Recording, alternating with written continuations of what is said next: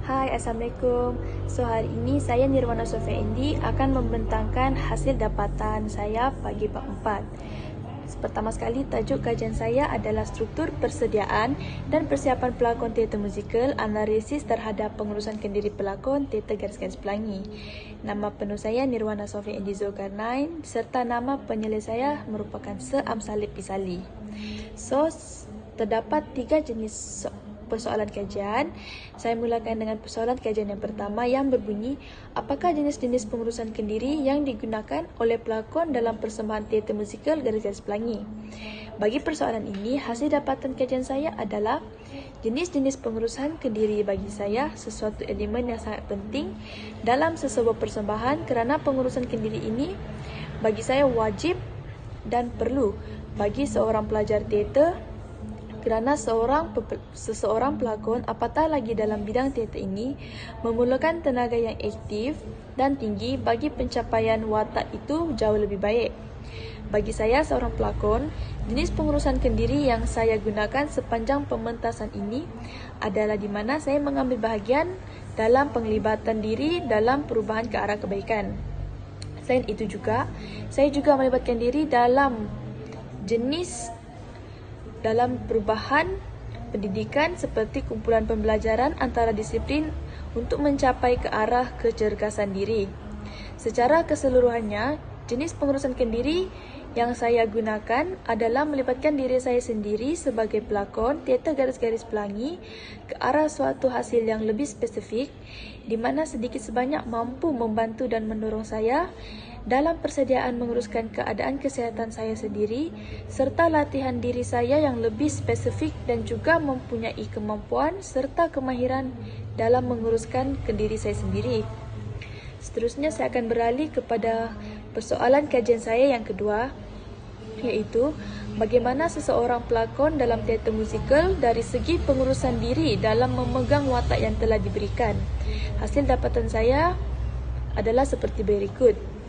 Bagi saya, menjadi seorang pelakon bukanlah suatu perkara yang mudah.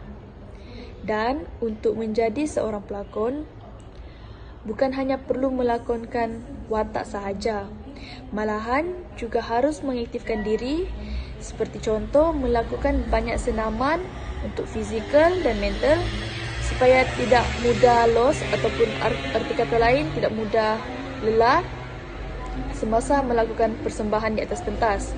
Contohnya, dalam persembahan teater garis-garis pelangi ini merangkumi 3 jenis aspek, bukan sahaja lakonan, tapi iaitu nyanyian, lakonan dan juga menari. Jadi, stamina seseorang pelakon itu haruslah dititik beratkan agar tidak mudah lelah semasa membuat persembahan.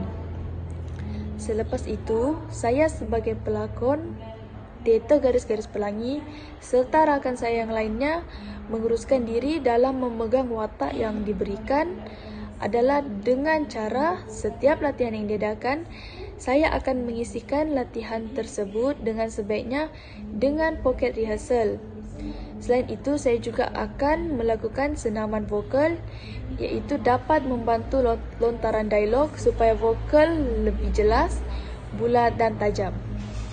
Seterusnya, jika ada sebarang masalah dalam tersasul dialog itu, senaman vokal ini sedikit sebanyak membantu saya dalam meningkatkan mutu kualiti suara saya sendiri semasa berdialog di atas pentas. Seterusnya, pengurusan diri dalam memegang watak yang diberikan ini, saya akan membuat latihan lakonan dari segi mempertingkatkan lagi cara saya berlakon di atas pentas, juga memperkuatkan lagi sesebuah watak itu serta memastikan ekspresi emosi dan wajah itu betul serta mengekspresi lontaran dialog dengan sebaiknya semasa berada di atas pentas. Seterusnya saya akan beralih kepada persoalan kajian yang ketiga yang berbunyi, apakah model pengurusan kendiri yang sesuai digunakan oleh pelakon teater musikal garis-garis pelangi? Hasil dapatan saya bagi persoalan kajian ketiga ini adalah seperti berikut. Model pengurusan kendiri yang sesuai digunakan oleh saya sendiri selaku pelakon teater garis-garis pelangi adalah dengan cara saya akan melibatkan diri saya ke arah kebaikan. Contohnya, saya sendiri akan mengaplikasikan pengurusan kendiri saya sebagai apa yang saya ingin kecapi atau saya hasratkan. Bagi saya, terdapat banyak jenis model pengurusan kendiri yang sesuai digunakan oleh saya sendiri selaku pelakon teater garis-garis pelangi. Sebagai contoh, bijak membahagikan masa kerja dengan pribadi.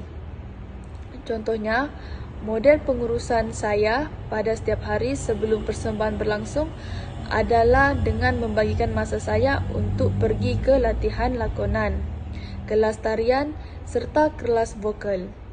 Di sini, dengan menghadiri ketiga-tiga kelas ini, sedikit sebanyak dapat mengimprovekan cara pengurusan kendiri saya sendiri. Oleh itu, bagi saya, model yang paling sesuai dalam pengurusan kendiri ialah seperti yang telah saya cakapkan awal tadi, iaitu dengan bijak membahagikan masa antara masa pribadi dan juga masa kerja agar dapat menjadi seorang pelakon yang lebih berdisiplin.